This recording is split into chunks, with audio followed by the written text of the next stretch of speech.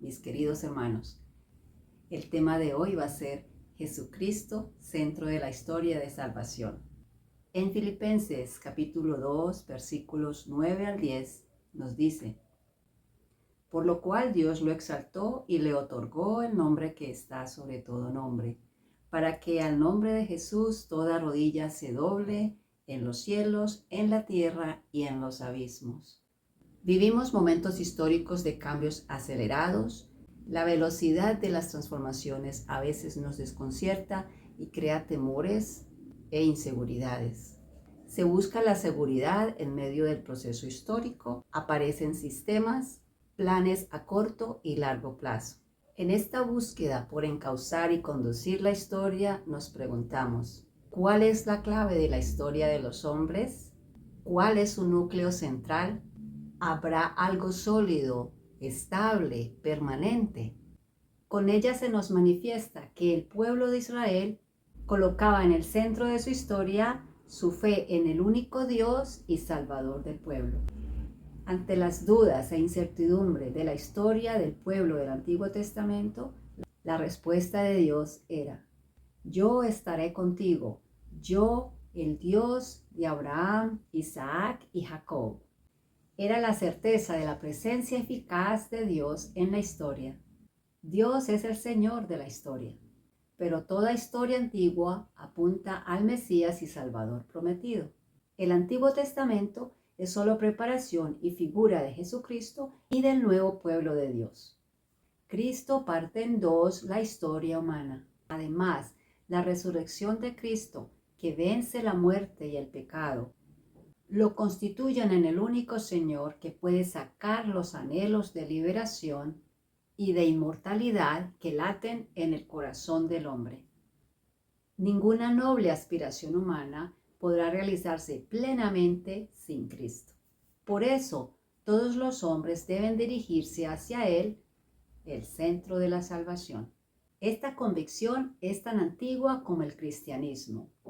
Todos los primeros cristianos reconocen a Cristo resucitado como su Señor.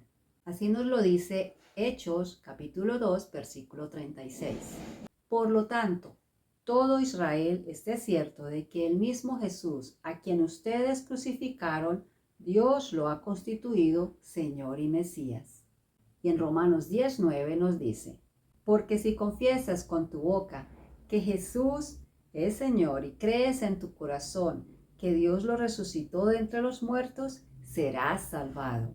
El título de El Señor que el pueblo de Israel aplicaba para referirse a Dios como soberano del pueblo y centro de toda la historia y del universo, comienza a referirse a Jesucristo resucitado. En Filipenses capítulo 2, versículos 9 al 11 nos dice: por lo cual Dios lo exaltó y le otorgó el nombre que está sobre todo nombre, para que al nombre de Jesús toda rodilla se doble en los cielos, en la tierra y en los abismos, y toda lengua proclame: Jesucristo es el Señor, para gloria de Dios Padre. Y Pablo añade: hay un solo Señor, Cristo Jesús, por quien existen todas las cosas y nosotros existimos por Él. Eso está en 1 Corintios capítulo 8, versículo 6. Solo en Cristo, constituido Señor de la historia, podemos penetrar los misterios de Dios. En Él está la salvación. Sin Él, la historia carece de sentido. Creer que Jesucristo es el Señor no es solamente admitir su resurrección, sino reconocer que Él interviene en la historia humana y le da sentido. Él permanece, da estabilidad al vaivén de la historia y también da fuerza y esperanza a nuestros compromisos históricos. Nuestra vida de creyentes consiste en aceptar a Jesucristo como centro de la historia de cada uno y de toda la humanidad. Al reconocer a Jesucristo como el único Señor del universo y de la historia, aceptamos que ante Él todos los hombres son iguales.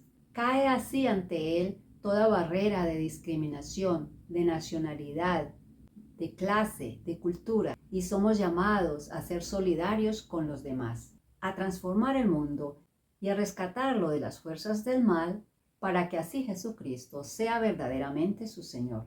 El señorío de Jesús es universal, pero lo ejerce específicamente en forma visible sobre la comunidad congregada en su nombre, que es la iglesia que lo invoca y lo celebra. Él es también la cabeza del cuerpo de la iglesia, como lo dice Colosenses 1:18. Ahora recitemos la canción litánica de nuestra liturgia, donde cantamos a Jesucristo como el Señor y añadamos algunas intenciones propias. Tú, Señor, que has venido a sanar los corazones afligidos, respondemos, Señor, ten piedad. Tú, Señor, que estás sentado a la derecha del Padre, Señor, ten piedad. Tú, Señor, que has venido a llamar a los pecadores, Señor, ten piedad. Tú, Señor, y aquí añades tu intención, ten piedad. Esto se hace en todas las misas. Llevamos nuestras propias intenciones y se unen a las de la comunidad, de manera que todos presentamos esas peticiones que llegan a Dios y que escucha. Para recordar entonces, hagámonos la pregunta, ¿por qué confesamos que Jesucristo es el Señor de la historia? Confesamos que Jesucristo es el Señor de la historia porque Él la dirige siempre y la encamina hacia su plena realización, y porque Él parte en dos toda la historia humana. Y también recordemos que al aceptar a Jesucristo como Señor de la historia, nos compromete a reconocerlo como dueño y Señor nuestro, a ser solidarios con nuestros hermanos amándolos de verdad y a transformar el mundo para que Cristo reine en él.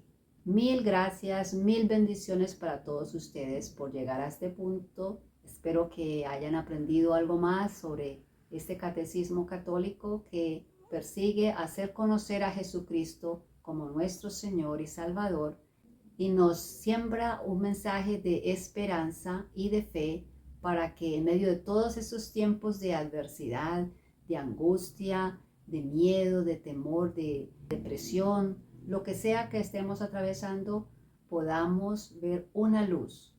Espero que tú puedas ver esa luz y sigas este camino que te conduce a la paz y al amor. Acuérdate por favor de darme un me gusta y de compartir para que esto llegue a más personas. Te mando un fuerte abrazo. Hasta pronto.